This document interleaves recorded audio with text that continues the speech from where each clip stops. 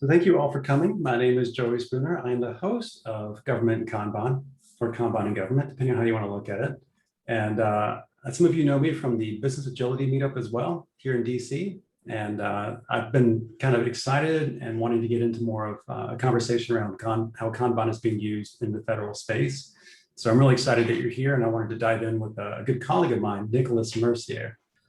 Nicolas is someone I had the fortune of training a few weeks ago or months ago now at this point. And he comes from Canada and actually had a really interesting story about how he worked with the Canadian government to help them use things like Kanban to help them improve what they're doing rather than just simply going through a big bang transformation. And Nicolas, by the way, he comes from Quebec, or at least lives in Quebec. He's been an agile coach since about 2014, and he's been working with CGI, which is a consulting firm, contracting firm, global, I believe. And so he is an accredited Kanban trainer, a really smart guy, and I wanted to give him a chance to share his story with all of you because I think it's really interesting. So Nicolas, if I didn't introduce you as much as you would like, feel free to fill in the blanks, and thank you for being here. Sure. Thank you for having me. As Joey said, we met about a month ago when I did the Train the Trainer, the TTT, to become an accredited Kanban trainer. And in that training, we go through a number of things, and one of those things is to demonstrate that we have competency in Kanban and implementing Kanban and giving training. We do a case study. So we talk about how we did it in a real case study situation. And I talk about the subject that I'm going to talk today about. And Joey said, hey, would you like to come to our meetup and do it again?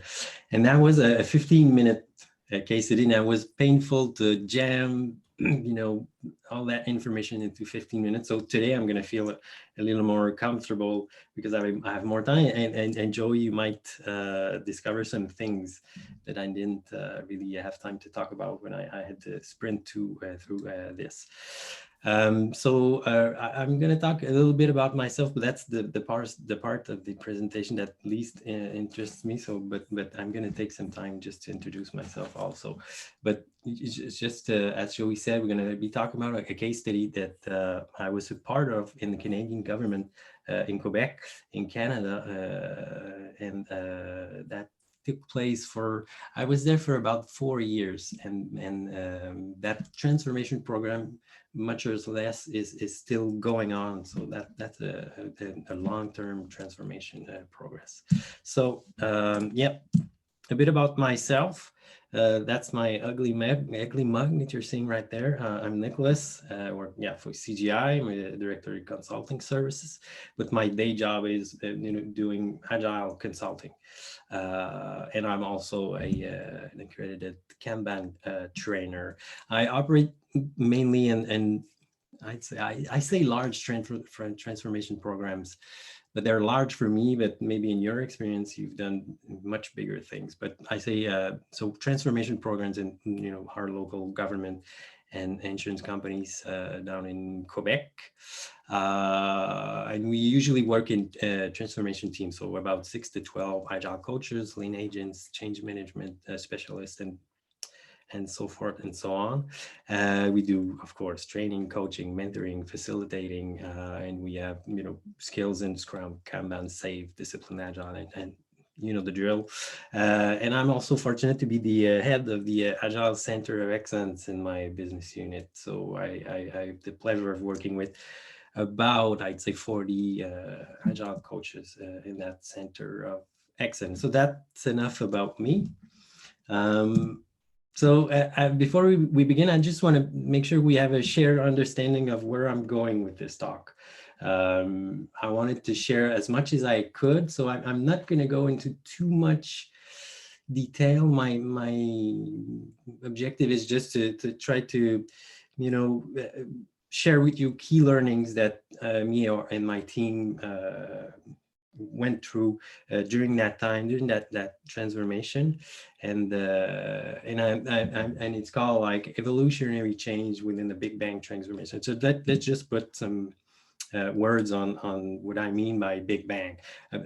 For those of you who don't know what is Big Bang, it's a theory of how the universe was created. So I don't want to get into a debate on whether it's facts or theory. Let's just say it's the theory, and the theory behind the Big Bang is at some point, and if somebody has a better explanation, you're feel free to to give it. But from what I understand, at some point the universe was very rather small and concentrated into a pile of like energy, and at some point the theory says it expanded very rapidly and became huge, and it's probably still expanding today. So there was one point in time where we were in one state, and and something happened and everything changed at the same time. So a Big Bang, let's say it's going from one state to a completely different one in one single event that changes everything all at once. So let's keep that in mind. That's Big Bang.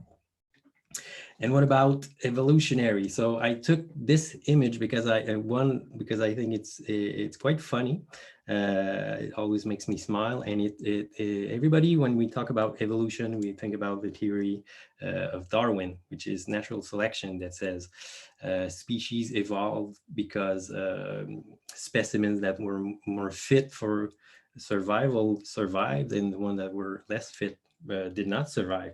And so characteristics that allowed them to survive were passed on to next generation. That's how evolution came to be.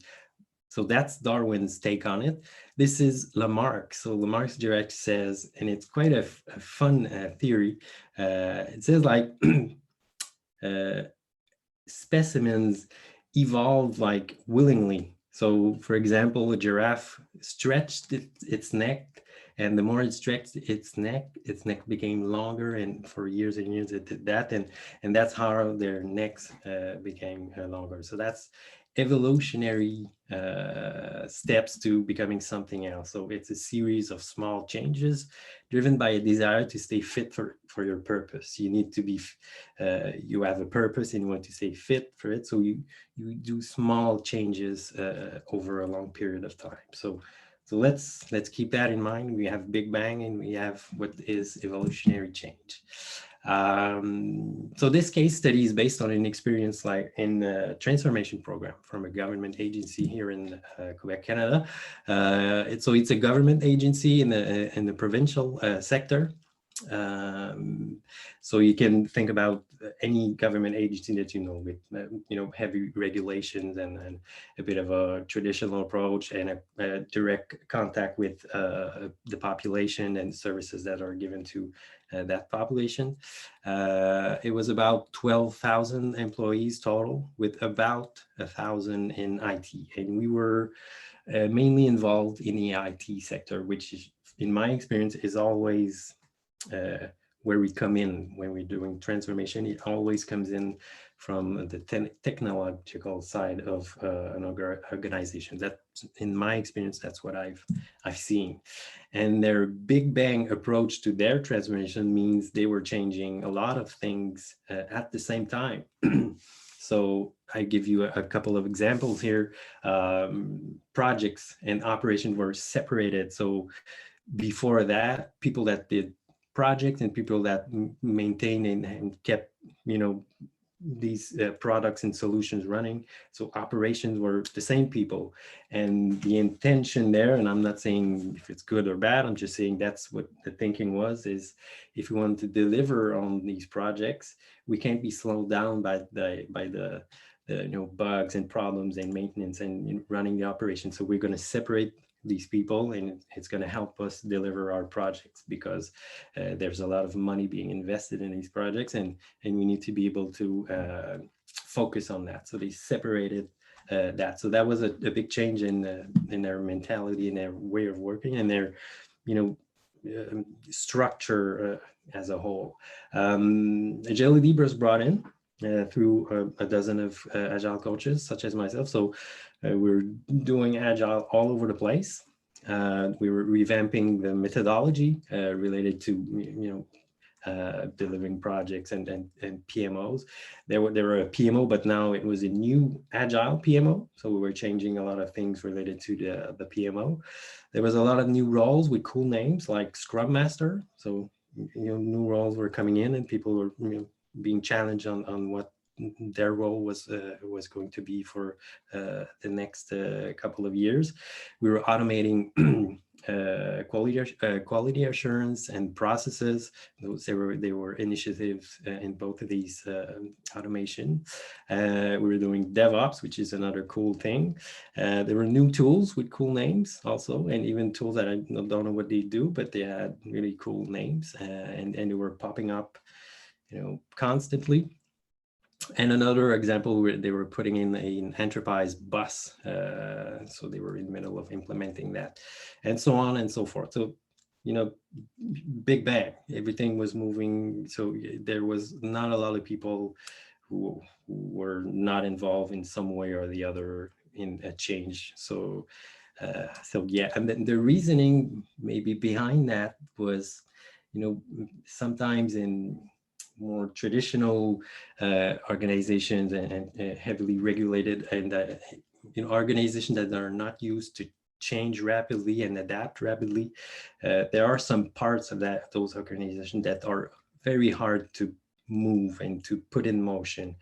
And the thought pattern behind changing everything was in one way to put pressure on part of that organization and to not give them the chance to not move. So if everybody's moving around you and they have new needs and so pressure is going to be on you to follow that change. So that was so you can imagine what kind of mentality was around the transformation. And as I said, also there was the same big bang approach to business agility. So they wanted to bring in agile ways of working. So what did you do, and what people are still doing today is, you want to be agile, bringing a lot of agile coaches, and that's going to give you a lot of agile teams, and of course that's going to give you an agile organization, right? I don't know if any of you guys are feeling what I'm saying right now. I don't know if you experienced it, but let me give you a spoiler. It's not going to work that way. Yeah. So let's just say, it wasn't that simple. So there's going to be two angles in the talk that I'm going to be doing. One angle is going to be what brought us towards Kanban.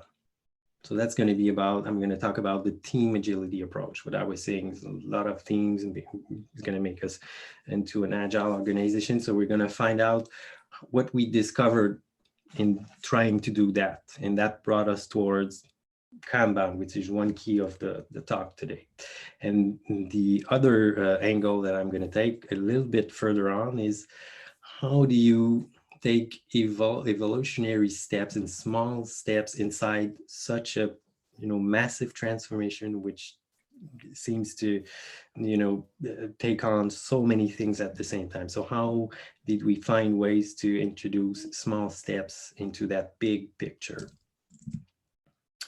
To understand a bit about how we debunked a lot of teams equals an agile organization, I'm going to talk to you a bit about myself.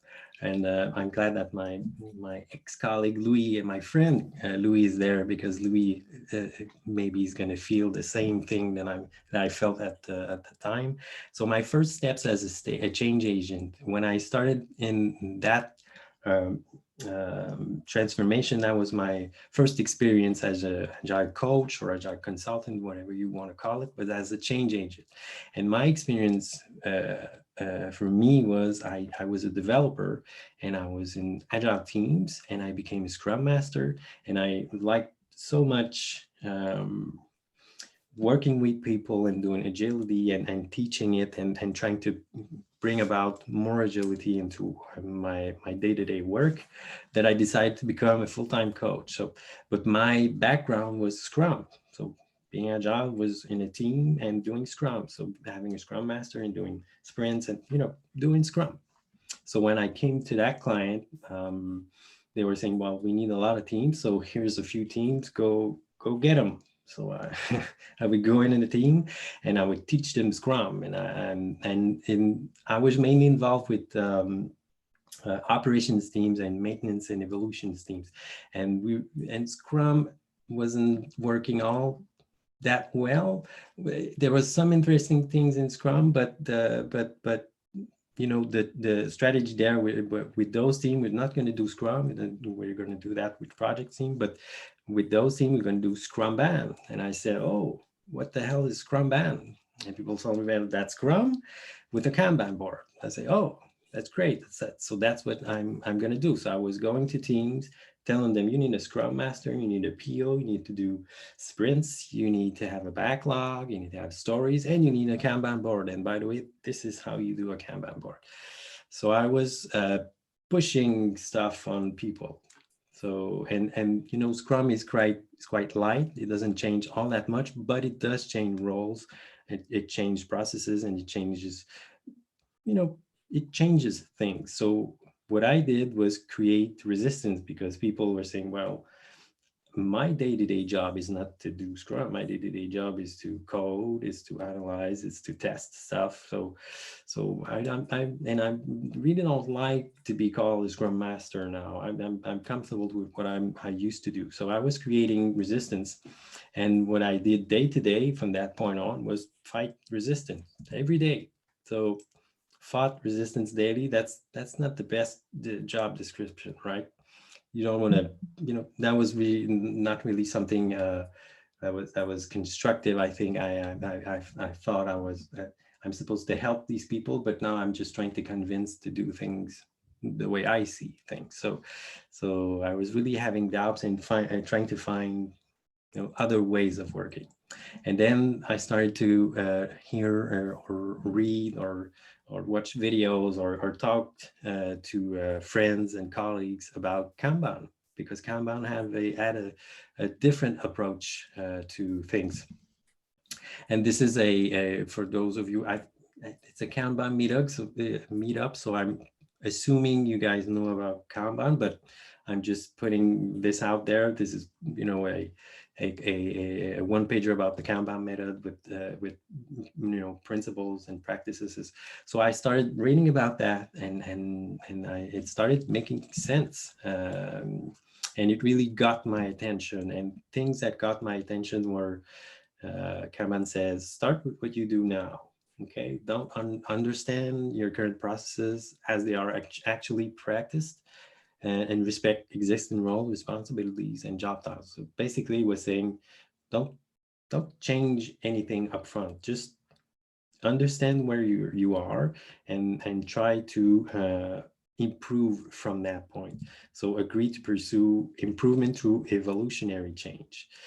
And that, it seems kind of obvious when I say that, or when you read that. But if you think about Scrum, if I go back one, well, I'm changing your current process, even though it's quite light. I'm still changing your process. I'm saying you need a planning meeting and sprints. So I'm changing your process, and the most important thing I think is I'm changing your roles. I'm saying you're going to be a Scrum Master, and I'm changing responsibilities. So that manager is going to do that anymore. It's going to be the team, and so it changes a lot of things. So Kanban says, don't change anything. Just agree to improve and have ways to improve. So two key learnings that I had was pushing creates resistance, and it seems kind of weird. I think it wouldn't sell very well to executives to say,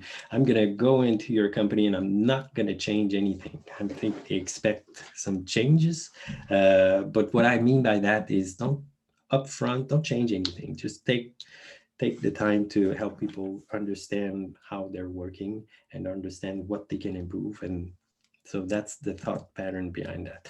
The other key learnings were, be mindful of identity. So the identity of people, when you touch on that identity and you threaten it, not directly, but just what with what you're bringing. If you touch identity, it's gonna generate emotion and resistance. So know when it is emotional. So be careful in manipulating this. It should never come from the outside. Changes in identity, and it should be fostered to come from the inside.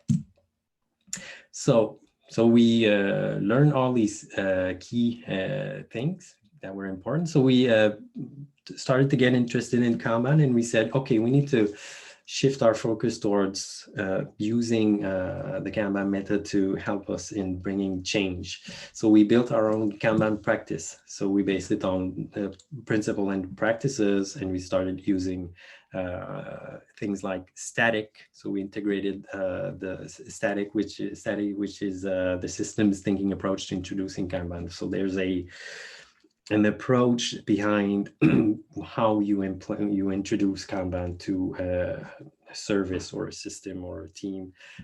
So we started to understand that, and apply it with people we were working with. We started to study flow metrics, so understanding more about using facts and data and metrics to understand the systems that we were working with. So flow metrics are metrics like lead time or work in progress. And so we started to study that and look at tools that we've never really worked with. We were Scrum guys, so we were used to work with velocity and story points. So when we started to use cumulative flow diagrams and started to understand lead time and so we studied this, and we learned to use an outside-in perspective also. What I mean by outside-in is stop looking at your system through your eyes. Like, are we, I don't know, fixing bugs or delivering our small steps efficiently, and take the eyes of your clients. What do they see when they interact with you? How long does it take for you to respond? Do they feel that you deliver value? So try to shift your perspective towards the one that your client has. So and next, we built our own maturity model to understand how we're implementing Kanban and making sure we do the right things at the right time. For those of you that know about the Kanban maturity model, at that point in time, it did not yet exist, so we built our own. But today, we're moving towards using more mature models like the Kanban maturity models. And we built our own training and simulation, and we trained over 500 people in Kanban because that was the new greatest thing in the world. So we trained everybody on it. And we went to the teams, and Kanban boards started popping up everywhere. So I put in a few examples. And it's funny to look at those Kanban boards today, since I think in the last year, I've not seen a physical Kanban board, but at that time, it seemed so far away. At that time, it was, so that's what you see when you're implementing Kanban, and in lots of teams, you see boards popping up all over the place. And this is what happened. I'm not saying it was a catastrophe for everything that was doing Kanban, but I'm saying individually, I think we had success. But when we tried to coordinate between teams, or there was a problem with coordination and working together, and individuals. There was a lot of local optimization, but the whole system it was not as catastrophic as what we're looking at right now. But it wasn't there. So key learning here is agile teams do not mean an agile organization, that's for sure. And you need to use a systems thinking approach. And then there was that Austrian fellow. So I started getting interested in systems thinking around that time. And I started getting interested in that through this guy, Klaus Leopold. If you don't know about him, you can look him up. because he has a very interesting model, which is called the flight levels model. And I'm not going to go into too much detail on what that is, but I'm going to say he was saying the same thing that we were experiencing, which was doesn't matter if you have 50 agile teams, if they don't have agile interactions between them, it doesn't change all that much. So he looks at organizations on 3 different levels to the flight levels models, and that comes from systems thinking. And I think the best person to read about or hear about, I think there are some videos on YouTube about Russell Ackoff, is when he says, for example, a system is not the sum of its parts, it's the product of their interaction. And one video that he has on YouTube is very interesting and very powerful, and so simple about systems thinking. He says, imagine if you have a big garage, and you have access to all the best cars in the world, and you put them in that garage, and you go into one spot in the garage, and I say to you, which one of these cars has the best motor? And you say, oh, I'm not a car guy, so I couldn't name you a car, but maybe we know which ones it is. He said, okay, go get that motor. So you go into that car, you open up the car and take out the motor and bring it back. He said, all right, which one of these cars has the best, suspension? So that's one. Go get it. So you go get the best parts, best parts of each best car, and you put it up, and you assemble it, and you make, in theory, the best car in the world, because it's all the best parts of every best car in the world. So if you put it up all together, you're gonna get the best car in the world, right? And he says, wrong. And why not? And he said, the parts won't fit, they won't work together, it's not going to work. That's not how you get a performing system.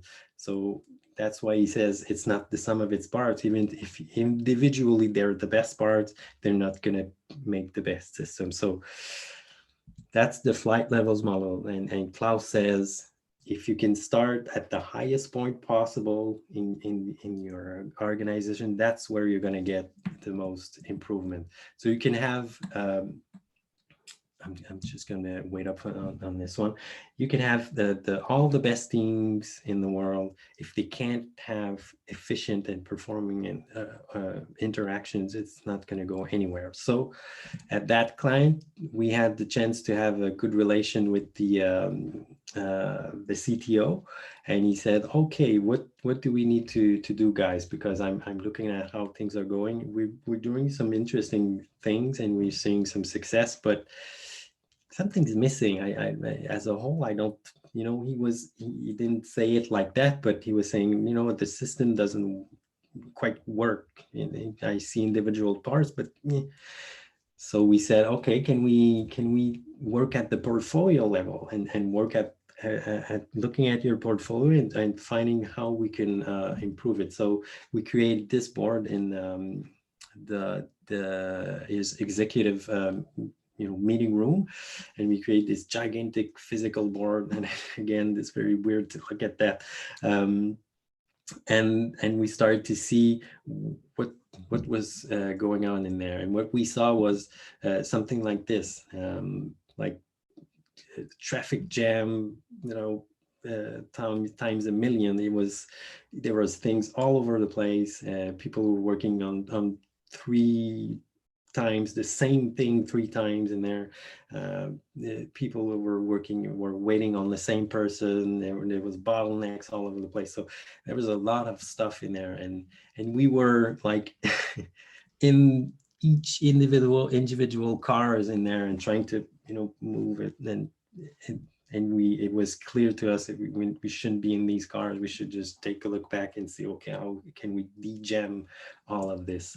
So that's what we call WIP. There was too much WIP, and we started to implement changes upfront in the upstream and business cases, and then trying to limit the number of business cases we were doing, and try to alleviate the flow. And there was something with contracts that were taking a lot of times, and so it gave us a better understanding of where we should be going, and measuring the end-to-end time that was taking.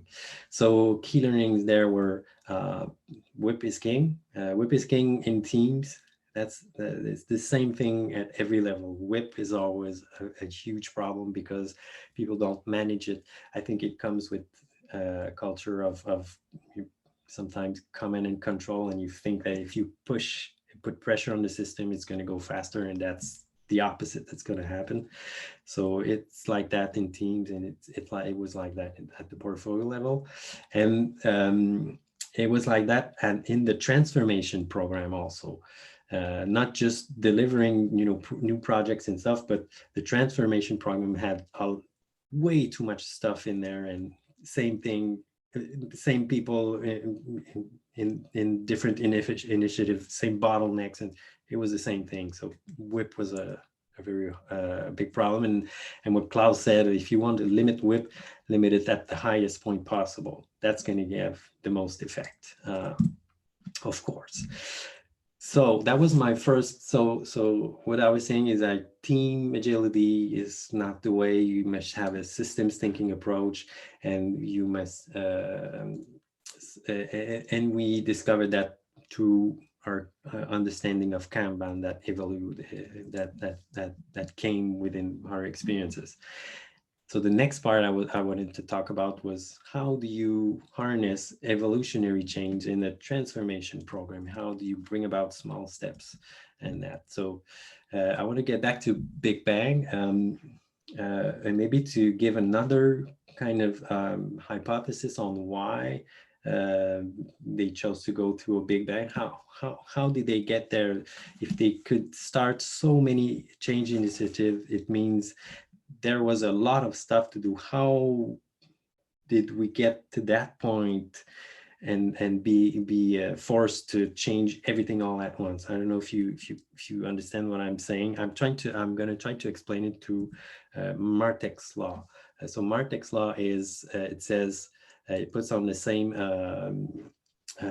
chart the technology change rate versus the organizational change rate.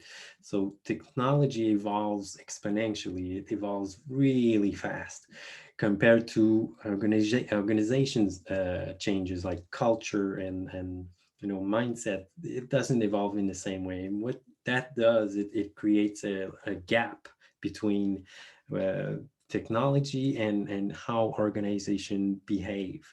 And what does technology do? It puts pressure on organizations that don't move at the same rate, because the new technological advances, the way I see it is it brings new needs and new opportunities and new expectation on your clients and customers. When your clients have in one hand their cell phone and they're buying stuff on Amazon, and it's really easy to do, and it's super user friendly, and there's new possibilities every day on how you can interact with that service, they're going to have the same expectation when they turn around and they look at your organization. Whether you change or not, their expectations are going to go up. And that's part of the reason is that technology that creates that gap.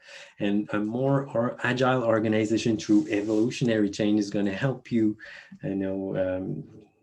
try to catch up to the technological rate, but it's not going to be fast enough to really bridge the gap. And in Martek's law, they talk about evolutionary being, helping organization follow the rate at which technology advances. But at some point in time, there's always going to be a reset that is going to be needed. And that's how Big Bang comes along. So you need to be able to keep your organization evolving at almost the same rate as technology, but at some point in time, there are going to be times where you need to reset your organization, or you need to, what they say is that you need to close shop, and your resources are going to go towards another organization or try to change something very big. So that's why I think organizations have to rely on sometimes bringing big bang changes. But so how do you bring evolutionary changes inside a big transformation? I'm going to talk about a few things and bring up onto what we did in that transformation program. So I want to talk about one concept, which is pivot. And I wanted to make sure that pivot is a word that's used in English, and because in French we say it all the time. And I made a couple of research, make sure that people are going to understand. And I came to the conclusion, yeah, you guys know about pivot. So imagine you're going to one direction and you made a plan and you have decisions and you prioritize something and you say, this is the path that we're going to follow. And at one point in time, you're going to ask yourself, are we still going onto that path, or did we discover something that makes us want to go in another direction? So if you want to keep going into the same direction, we call that we're going to persevere. But if you realize that, okay, what we thought we should do is not what we should do anymore, we should pivot and go somewhere else. And to be able to do that, you need two things. You need to have feedback. So at some point in time, you need to know how to get feedback on making the right decision.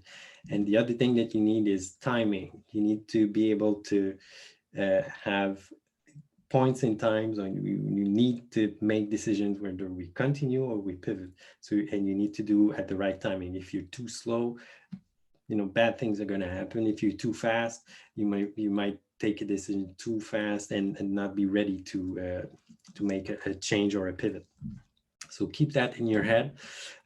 While I talk about Kodak, I often ask people, do you know what happened to Kodak films and Kodak cameras? And people, 80% of the time people say, yeah, I know, they didn't see the digital cameras coming in and they disappeared. I think Kodak did not disappear. I think they're still there, but they just not Kodak anymore. They're still called Kodak, but they don't, you know what I mean? They're not what they used to be. But the actual reason is they did see the digital era coming. I think they had patents and they had strategic goals related to that. They had people in there that basically they saw it coming. But why did they still fall?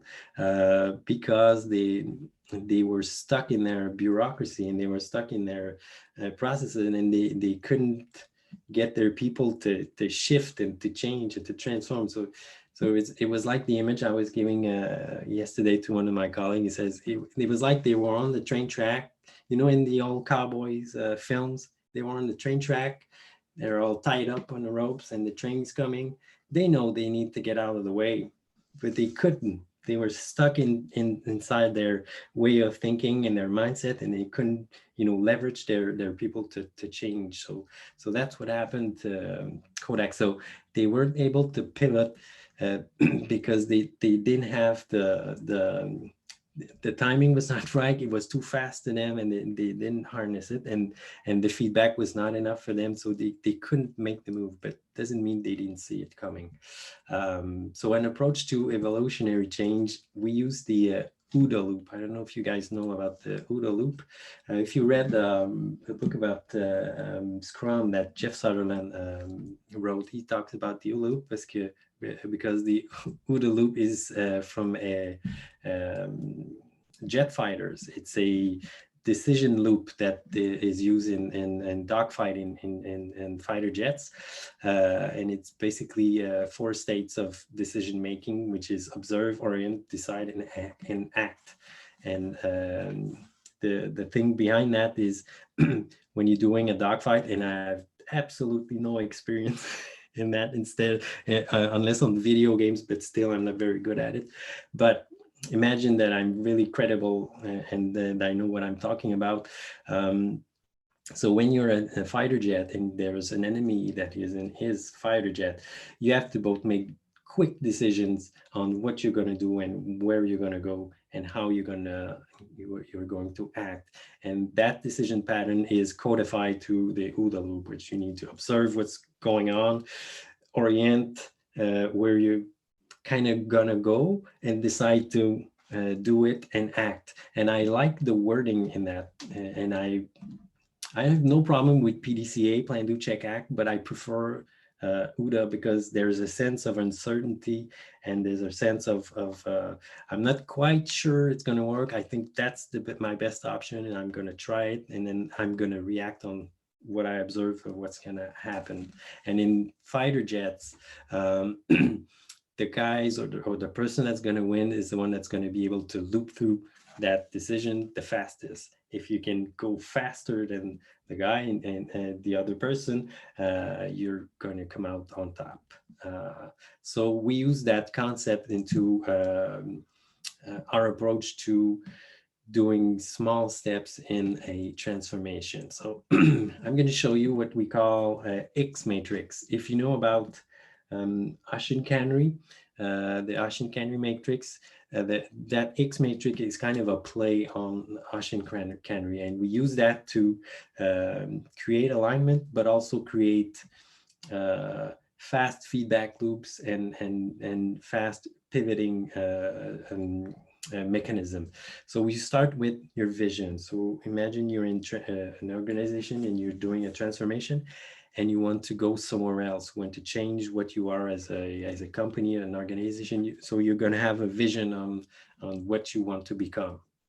And what you want to become, you can describe into objective that you want to attain. It can be small, short-term objective or longer-term objective. It doesn't quite matter, but you need to have some kind of objective and a way to measure it through something that has value to who you're working for and what you're doing. So something that has value to your purpose. So you have your vision and you set your objective that you're trying to attain. And to attain these objectives, you're going to devise a couple of strategies. And strategies are just there to create alignment into what's going to happen in your transformation. So you're going to be devising how you're going to accomplish this objective, and you're going to bet on these are the strategies that's going to help us get there. And you have to find ways to measure the effectiveness of these strategies.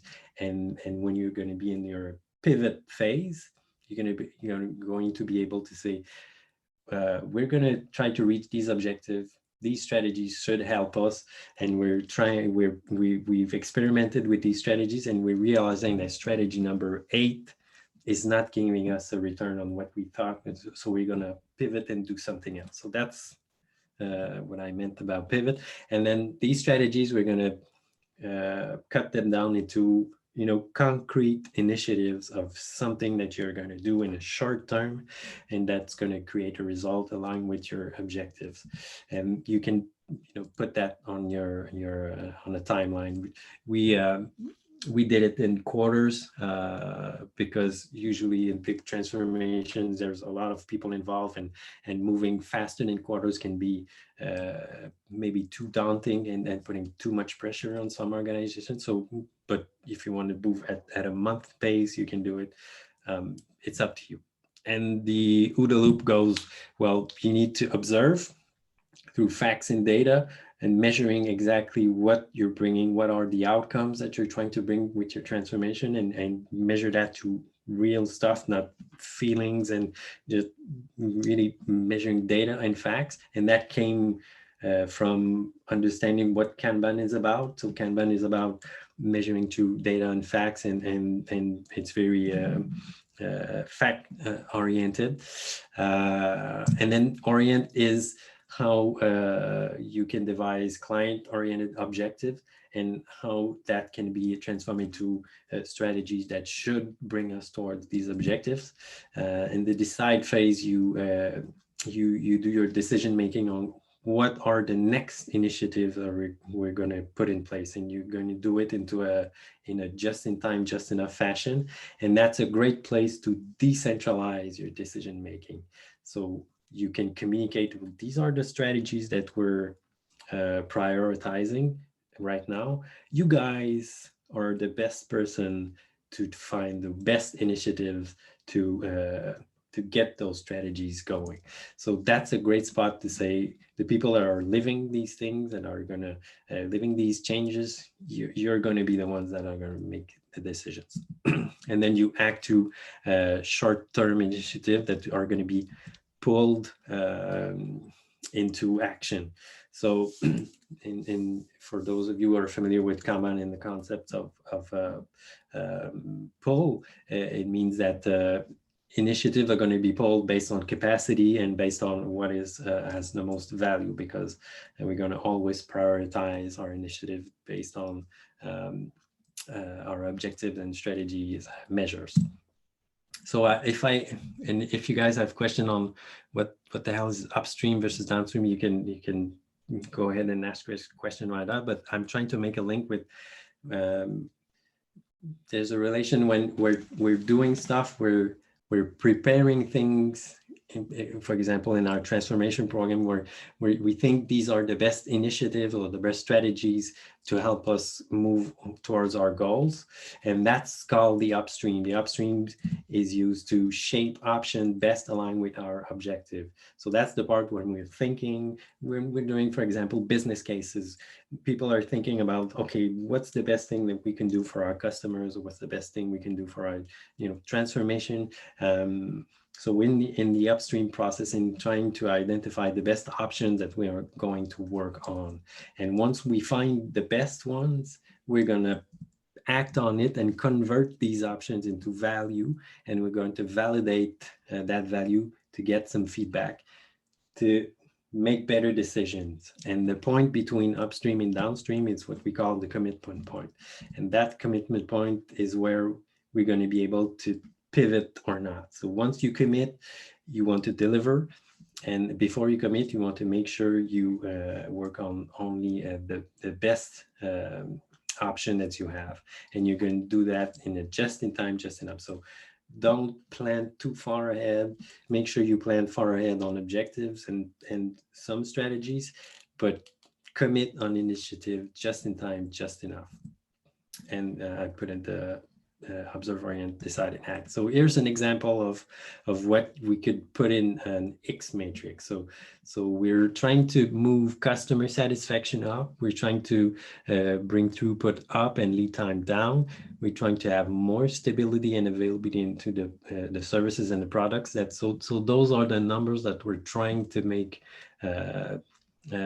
to improve. And what our objectives are going to be is delivering more value, being more efficient, and having better quality.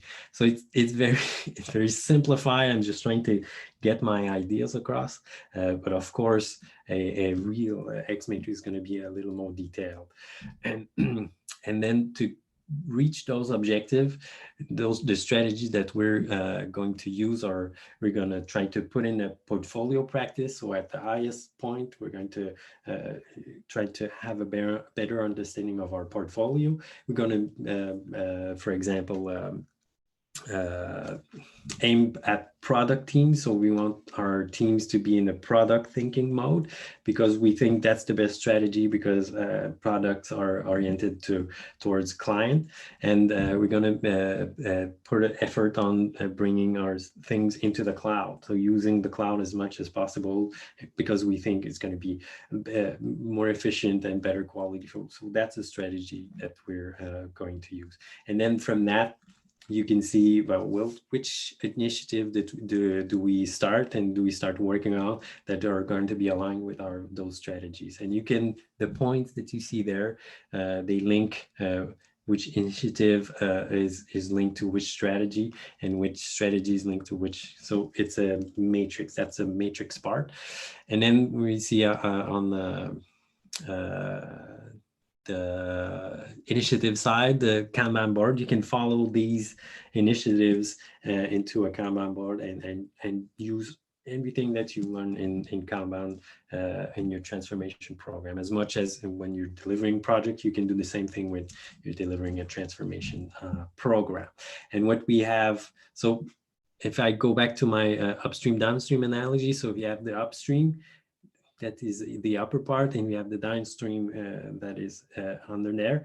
And the most important part of it is the feedback loop. So that's all a big feedback loop. And what I said when I talked about Udo, I said, if you want to win the dogfight, you have to be able to loop faster than your opponent. There's not always an opponent of your organization, but what I'm saying is the faster you're able to loop and the more efficient you get at it, the more success you're going to have to adapt your organization, and you're not going to end up like Kodak or other companies like that.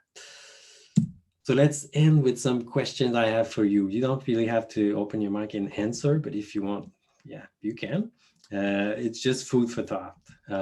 So what is your purpose? So the giraffe is trying to eat branches that are higher up. What's your purpose, the purpose of your company? And if you think about your company and the way you work, do you feel you're fit for your purpose? and how could you be fitter? So think about that.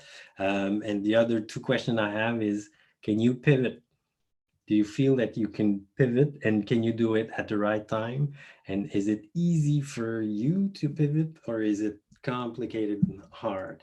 And answering those questions is going to should bring other questions. So no, it's hard pivoting for us because what? Because we have difficulty doing that, or we need money, or we need time, or we need a lot of coordination. And those answers are probably going to be hints on what you need to do to transform.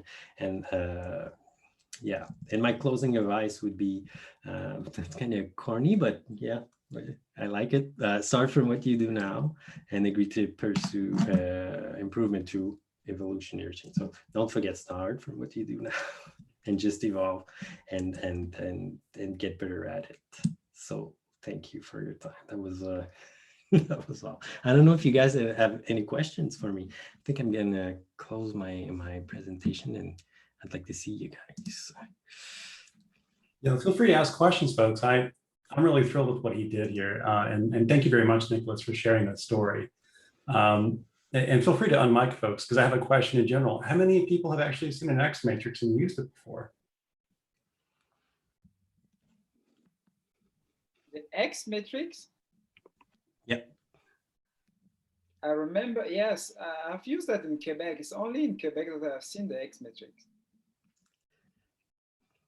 I've seen it with an airplane manufacturer when I was doing a retreat for another client. They actually had one on a wall, and they were using it for their planning purposes. It's a really great tool to put into the mix of what you're trying to do from a major change kind of planning perspective, because it allows you to see those things a lot more clearly.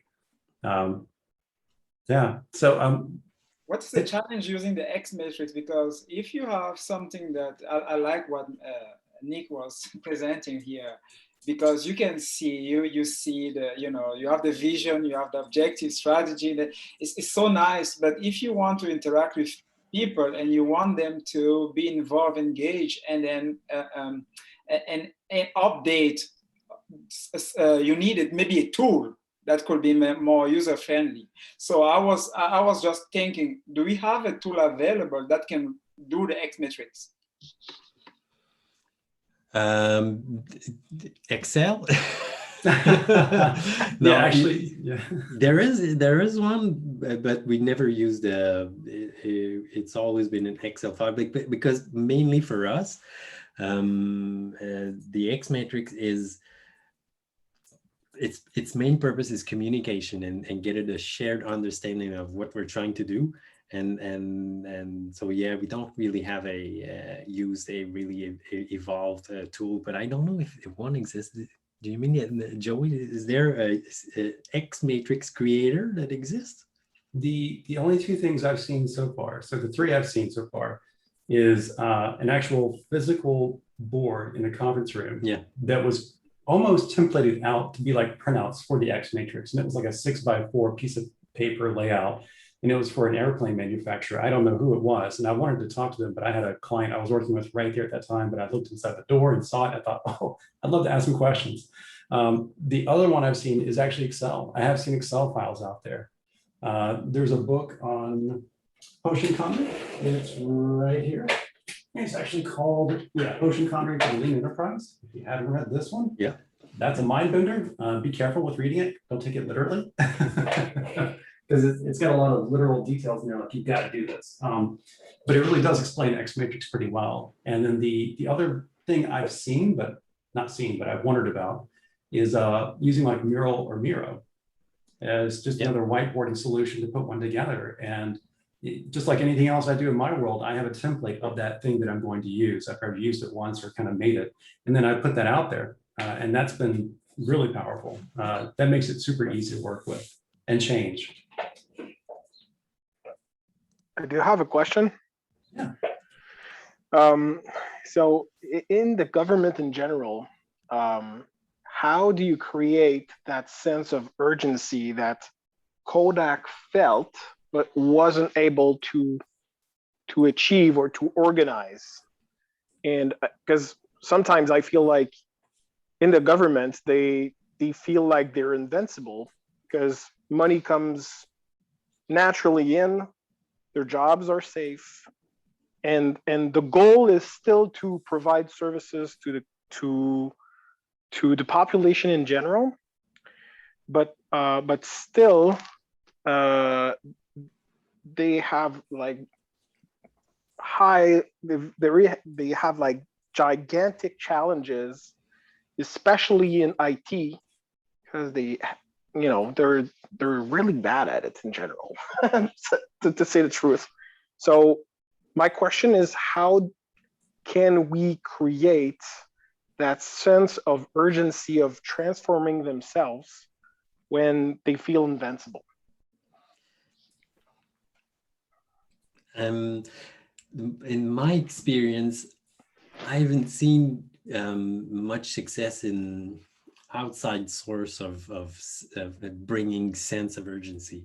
I've always been fortunate to have a leader or leadership that puts that, not sense, it's never a sense of urgency, but that has that posture of we need to change and we're going to change and this is how we're going to change. I've seen in that experience that was a lot of pressure coming from the leadership to change. So I was saying there was a big bang and they started all sorts of changes, and that created that.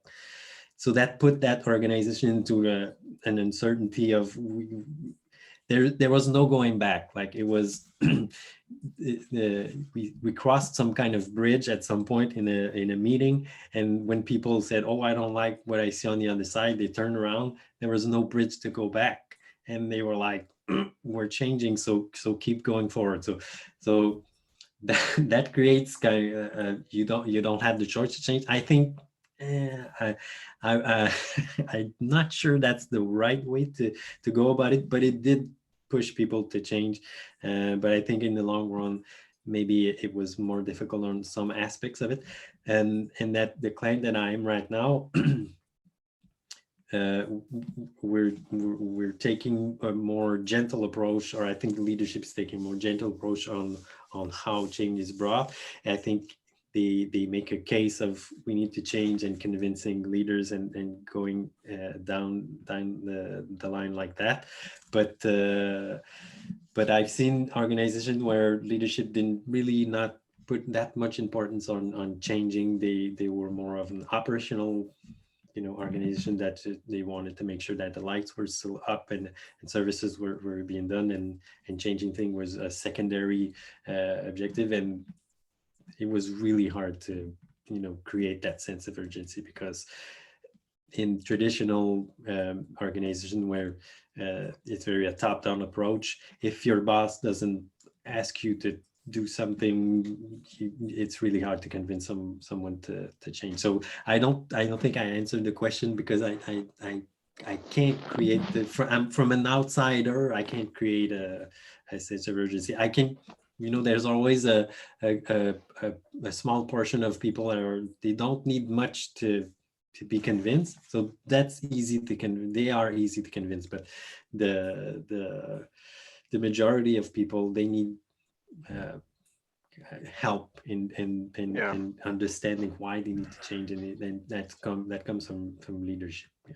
So would you say that, active leadership, or let's say hands-on leadership, is more effective than just drafting, let's say, a vision and objectives, and expecting that the middle management will take that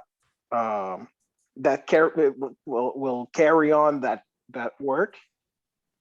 Or do you think that hands-on leadership, like C-suite leadership, should get involved into, let's get their hands dirty, managing projects, and show how it should be done?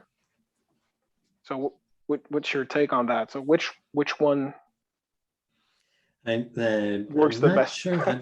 I think there's and the client that I am right now, the CEO was all about change and transformation, and we need to change, and he kept it at his level. And I think that's a good thing, because I don't think he should go like you said, put his hand and get his hands dirty, because that's not going to change anything. It's not. I don't think it's going to motivate people. So he was staying really strong on his messages. We need to transform. We need to do it for our clients. We need to be better at the service that we're doing for our clients. And he was creating.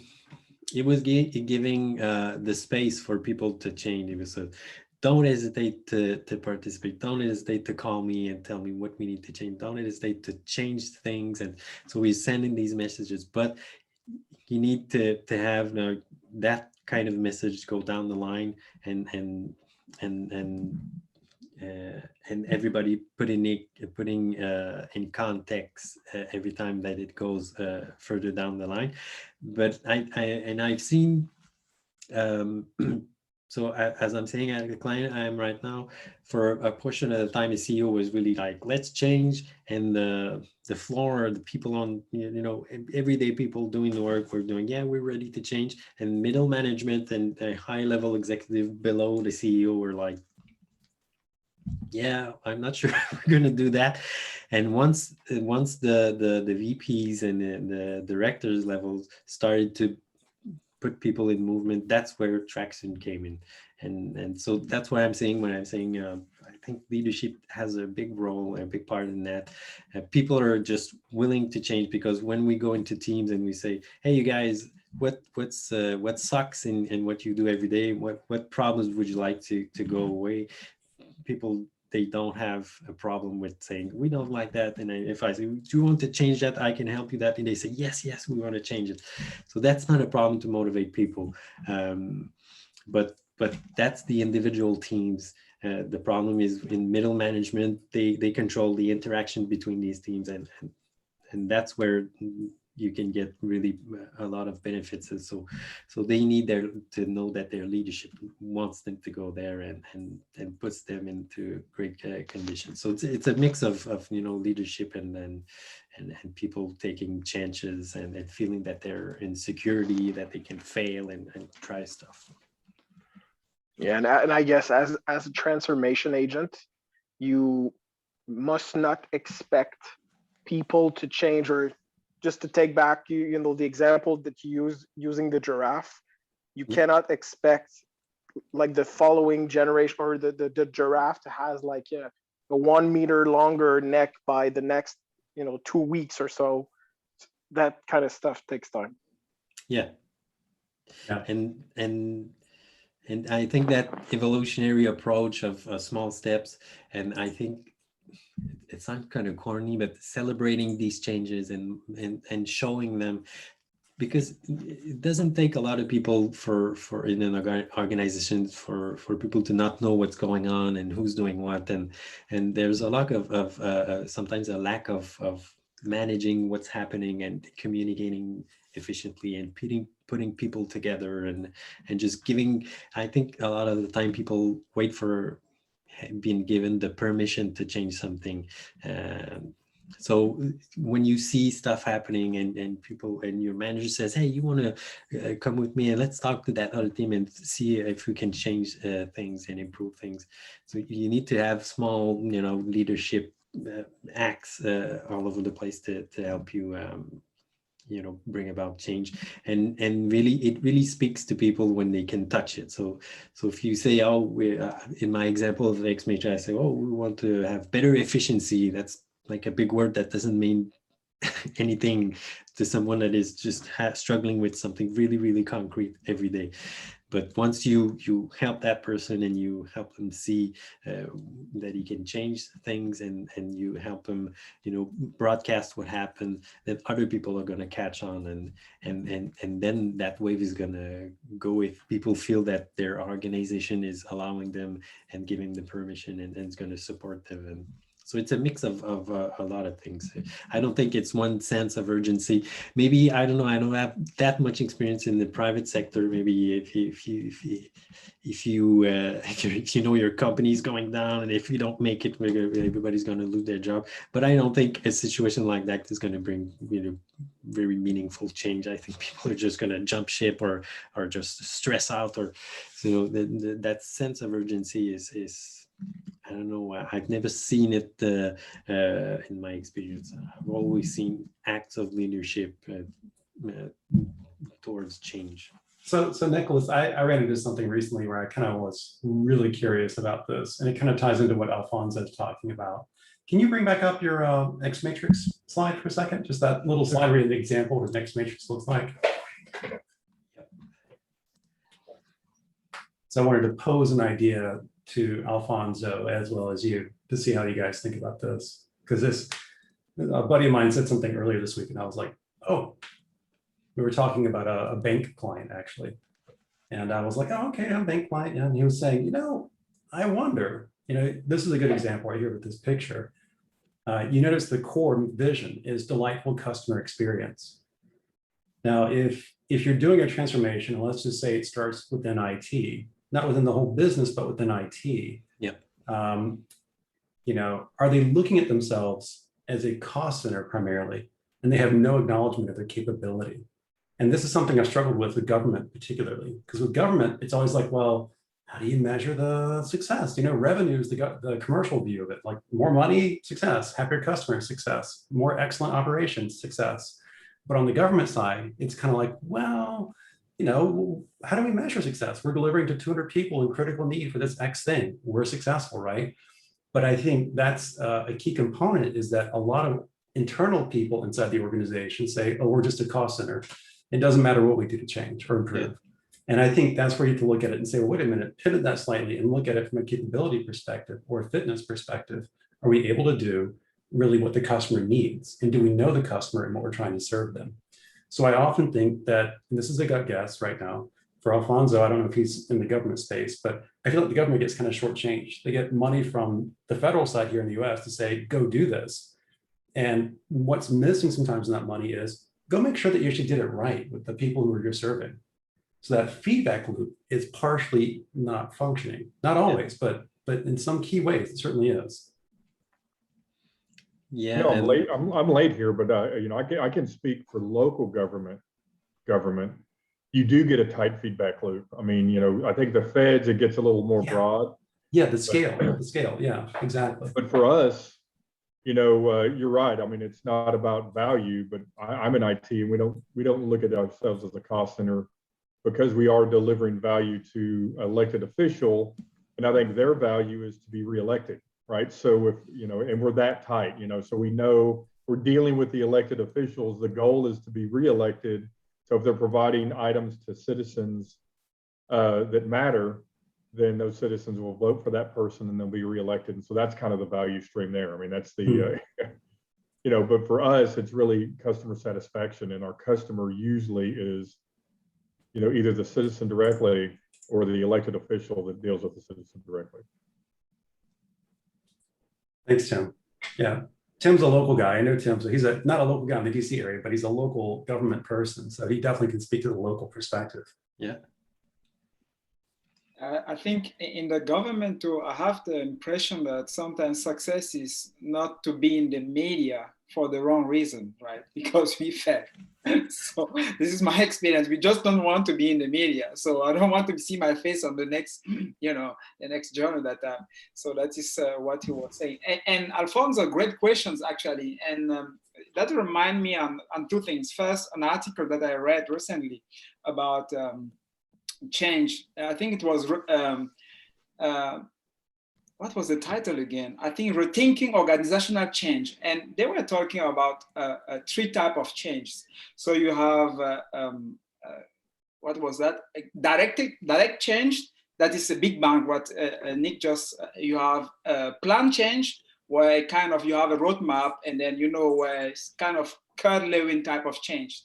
And then you have guided change, that is really more emergent change or organical, that come from bottom up, could come from a small team.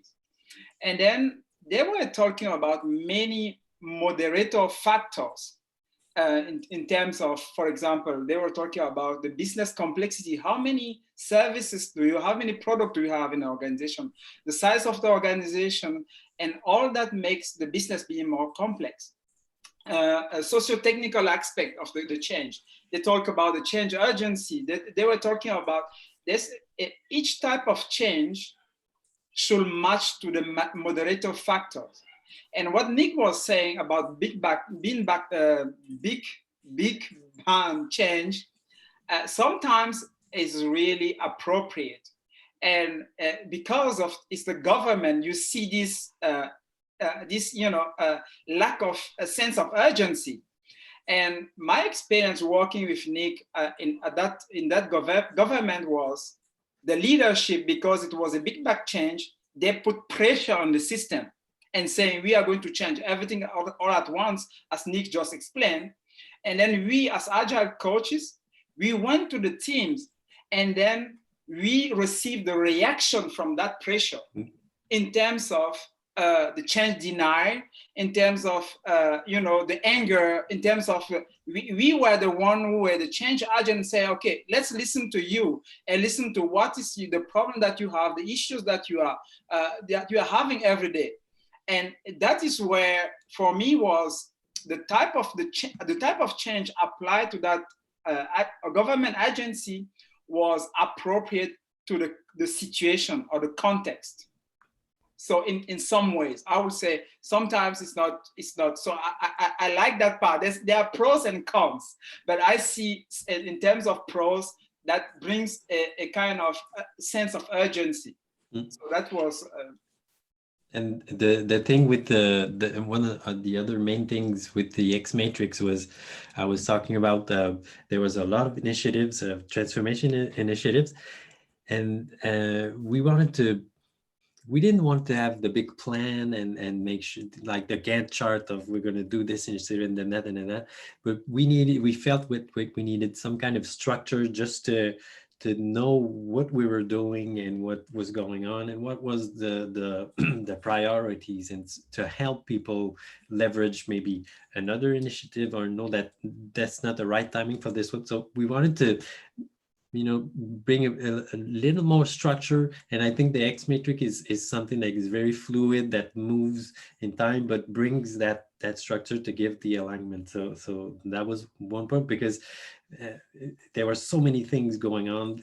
We didn't realize, some initiatives were counter acting against others. And so bringing that, and that brought also, that was kind of reassuring to management, because Louis said, like, there was a lot of pressure, and everything was changing all at once, and not everybody was comfortable with that. And bringing a little more structure gave a little reassurance that, okay, I can have a say.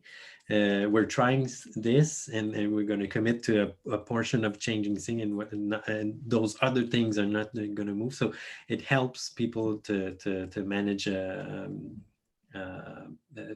moving changes, and it reassures that we're aligning people to attain something that is different. Because at the start, it was really they had a one pager of everything that was changing, and that's how they communicated the advancements of the transformation. That one pager was filled with stuff. There was things all over the place, and I when I was looking at that, I was, oh, that's a lot of things, and so it kind of helped us refocus on a couple of things, and it helped bring initiative forward. So yeah. Quick question, Nick, if I may. Yes. Before I ask my question, I have to say something. Nick is awesome. He's really awesome, and I will tell you why. When I started this engagement with at the government, that was my first engagement as an agile coach, and Nick was there before me. Nick was the guy who really welcomed me there and and I felt really welcome, and he makes me he made me really being me during that period. So I really he's an awesome guy. First, Thank you. Thank you. And my question is just presenting that right now I'm working with a large organization, and what we are using is OKRs, objectives and key results. I don't know if you have read about it. And when I'm seeing what you are presenting here, I'm like, I'm just making a parallel between that and what we are using currently. And I just want to ask you, what's the difference between that here and then OKR? I've seen colleagues of mine that used the OKR model, and I've used it in other assignments, and what they do is they put in their objectives, and instead of strategies, they put in their key results for aim to attain these objectives, and then these key results become what is going to drive what's going to happen on the ground. And actually in the client that we are right now, we're using the OKR model as well. I'm going to be honest, I think it's good, but I'm still trying to wrap my head around how to use OKRs and help people understand how to set like key results that are meaningful. And but I think that's an interesting model too, and it can really translate itself into an X matrix. Yeah, and I'm kind of curious, Nicolas, have you read Measure What Matters by John Doerr? It's on my it's on my list. I know, but no, I haven't read it. Yeah, there's an Audible book that might be useful for you to kind of get out of the house and listen without sitting and reading for a while. Exactly. Yeah. But yeah, I'm gonna try to get to that. But and I think it's a great model, because when executives are investing large sums of money into transformation programs and financing people like me that come into their organizations, they want to see some results. They want to see some concrete results, and OKRs are based on that. They're steered by results that are tangible, and so that's why we wanted to go towards that. But I'm going to read the book. I think it's going to help me explain it a little better and translate what we're trying to mean by when we say OKRs. Yeah, awesome. Well, I think that's it for everybody. If you have more questions, feel free to ask now. If not, we're going to wrap up here, I think, Nicolas. That's fine. Awesome. Then you have my, I can make my presentation available. Maybe I can send it to you, Joey, and then if people want to contact me, there's my contact info, there's LinkedIn. Yeah. That's really, so if you have questions or if you want to exchange, feel free to contact me. I'd be very happy to talk with people.